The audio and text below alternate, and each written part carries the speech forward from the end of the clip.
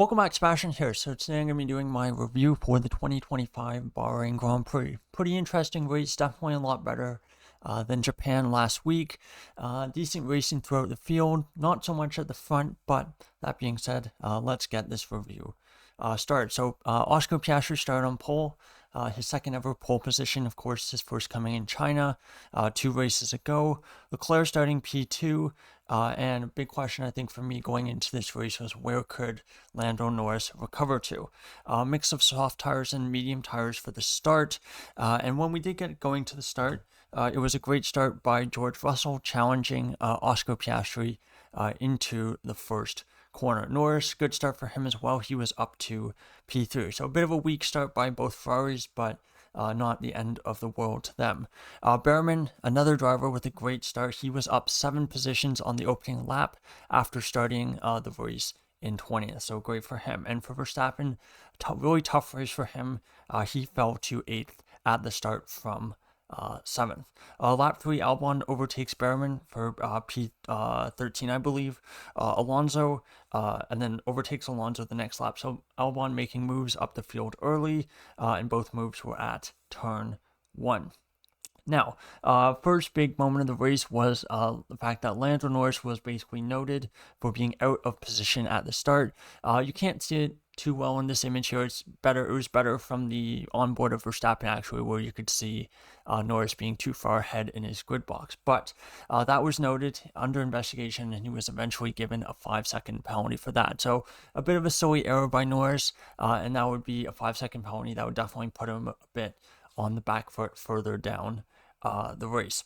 Antonelli overtakes Sainz for turn 1 for P6, and then Verstappen overtakes Sainz at turn 4 the same lap. A bit of a tough move, that one by Verstappen. Lap 7, Hadjar, the first driver to pit, and you could definitely notice this race that the rookies were really struggling with tire wear. Most of them did quite a bit worse than their more experienced teammates.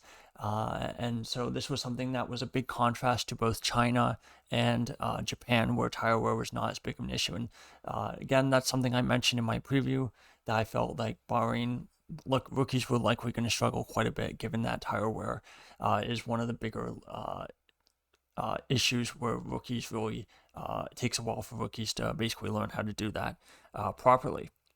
Lap 8, Norris, that's where Norris's penalty was announced. Lap 9, Hamilton tries to overtake Sainz at turn 4. Sainz stays ahead, but Hamilton gets ahead of the Williams driver at turn 11. So good battle there between the two of them, lasting for multiple corners. So even though, following cars in front is still pretty difficult, I would say maybe a bit more difficult compared to this time last year in Bahrain, you still are able to see moves like that where, one driver tries to make a move here at turn 4, but they're able to hold on and then eventually make the move a couple corners later. And Tsunoda also gets past Sainz. So a bit of a scruffy lap, couple laps there by the Williams driver. Lap 10, Antonelli gets past Gasly at turn 4 for P6. So again, gets the cut back at turn 1, and then going up the straight from turn 3 to turn 4 gets ahead of the Alpine, and he was up into P6. Lap 11, Norris, Verstappen, and I think Gasly as well, they all pit. Very slow stop for Verstappen. This was a big issue for Red Bull. Normally, they're one of the best teams when it comes to pit stops, 2 seconds, 2.2 seconds, but all 4, I believe, or at least 3 of their 4 pit stops were very slow today. So there's a 4.7 second stop for Verstappen, definitely very unusual for them. And then lap 12, Tsunoda, also a slow stop, and it looked like it was some kind of issue with the lights.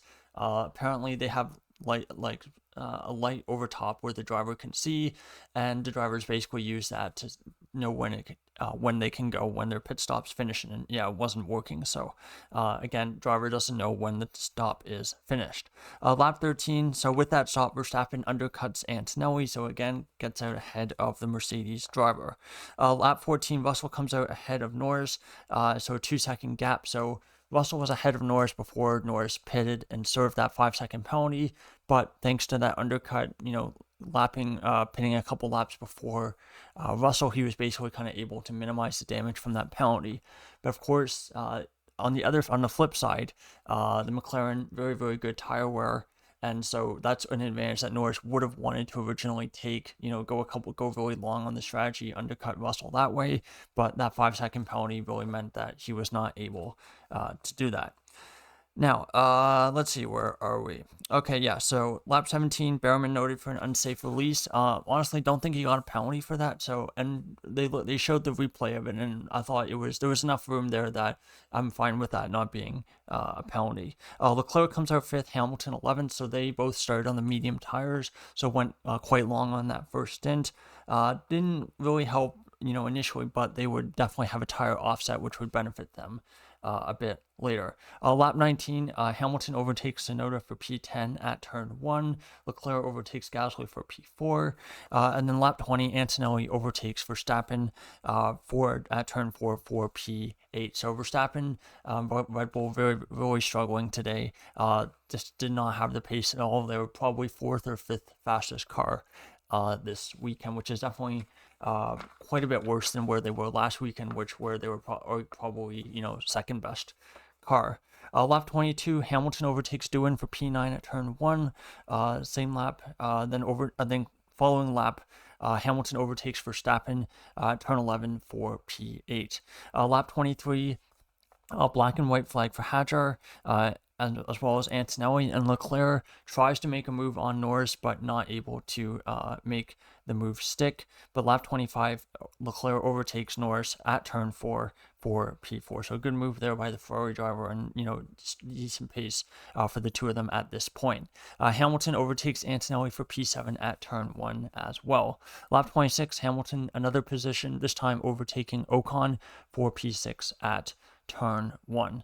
Lap 27, Verstappen pits, and again, 6.2 second pit stop, so very, very slow, much slower than they would have normally wanted, and he comes out dead last. And at this point, I'm wondering, is Verstappen even going to finish in the points? Could this be his first race where he finishes outside the points since the 2016 Belgian Grand Prix? So again, that was something that was kind of in the back of my mind. And he only did 16 laps on his previous set on the medium, so definitely not particularly ideal there. Lap 28, Antonelli pits for softs, and I say, is this going to be a 3-stop strategy? Lap 29, this is this turns out to be a pretty important turning point in the race. So Tsunoda has stronger pace than Sainz, but it goes for an overtake for P6. Actually, no, Sainz overtakes Tsunoda, so the other way around.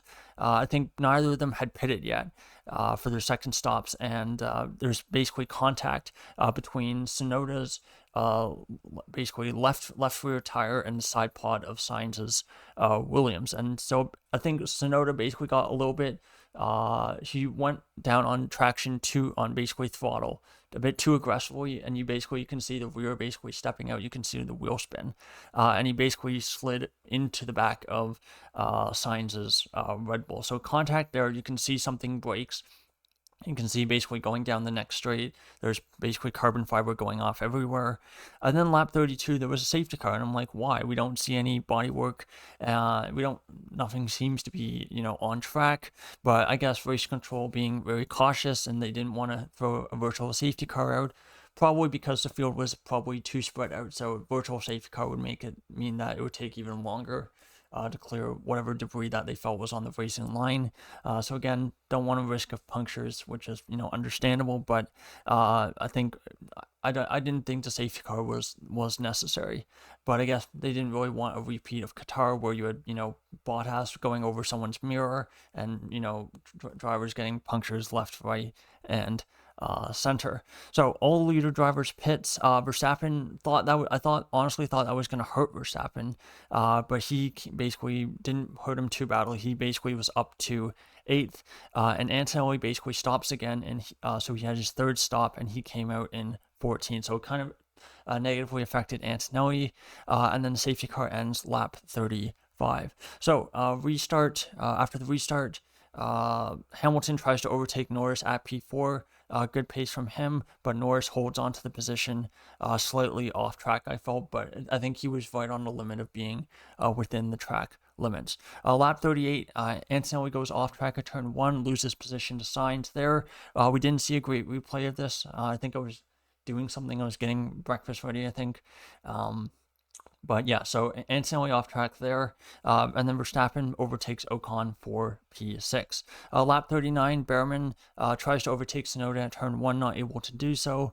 Lap 42, so Lawson got 2 penalties this race. The first one was for causing a collision, and I believe that was with Stroll, or it might have been with Hulkenberg, one of the two. I thought it was honestly a very weak penalty. I don't even think we saw a replay of the second one, but to be honest, I felt both penalties were very, very weak. So, yeah, kind of unfortunate for Lawson to get both 2 penalties there. Lap 45, Sainz was given a 10-second penalty for forcing another car off track. Honestly, I don't know when this was. We didn't really see when this was. It might have been the Antonelli one, but to be honest, not sure which instant they were specifying there. Lap 46, Norris, a really big lockup at turn 1. Lap 47, Sainz retires in the pits with a hole in his side pod. So that's kind of where we saw, the damage that was caused by the contact with Tsunoda. Doohan, unfortunately, at this point, he had been running in the points for much of the Grand Prix. It looked like he might have been able to get his first ever Grand Prix points, but unfortunately for him, at this point, he fell to lap 12. So just not able to hold on with the tires.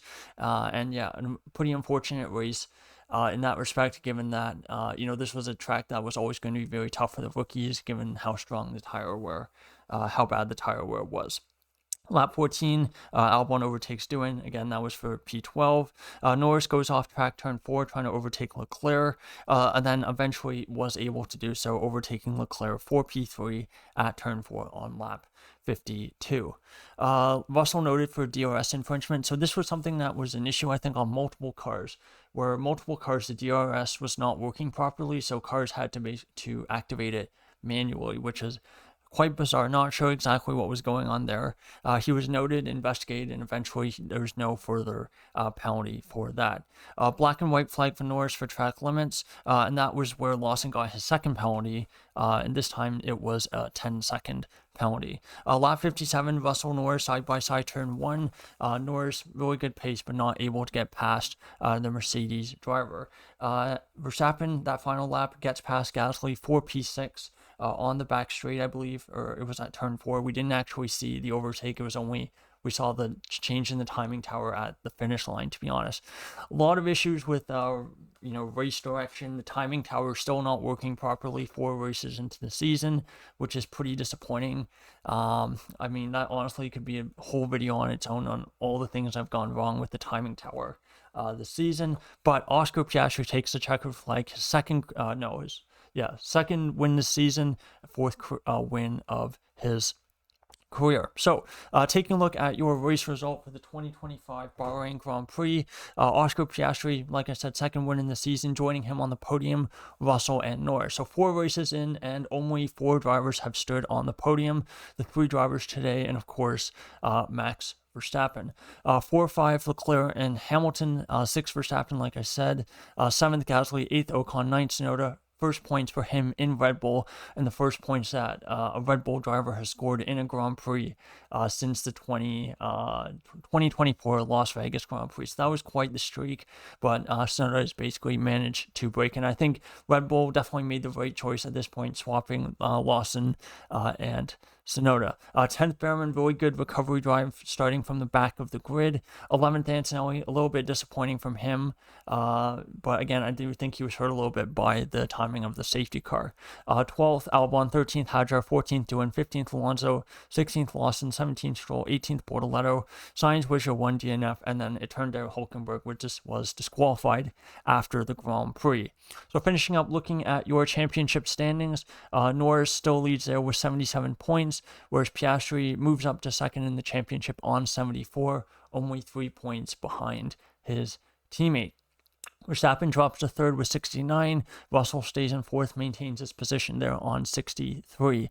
So big gap there down from the bottom, from the top 4 drivers. Leclerc's 5th with 32. Then 6th is Antonelli on 30. So Leclerc overtakes Antonelli today, and then Hamilton overtakes Albon. So Hamilton on 25, whereas Albon is on 18. 9th in the championship is Ocon now on 14, and Stroll drops down to 10th with 10 points. Gasly, the big mover in the bottom half of the standings, he moves up to 11th with 6 points again from that 7th place finish, tied with Hulkenberg and Behrman. 14th is Sonoda on 5 points. 15th is Hadra on 4. 16th Sainz is on 1. Lawson, Bortoletto, Alonso, and Doohan are your drivers who have yet to get off the mark, all on 0 points. In the Constructors' Championship, McLaren extend their lead 151 points over Mercedes, who are on 93. Red Bull still third, fourth still Ferrari, but Haas moves past Williams. They have 20 points compared to Williams, 19th. And against, actually, I forgot to switch the graphic around for Sauber and Alpine there, but Alpine have moved up to ninth in the championship on 6 points. 4 races into the season, and all 10 teams have scored points. So that's pretty quick. So there you go. There is my review for the 2025 Bahrain Grand Prix. I'll be back, I guess, later tonight with my power rankings for the 2025 Bahrain Grand Prix. So thank you so much for watching. Goodbye.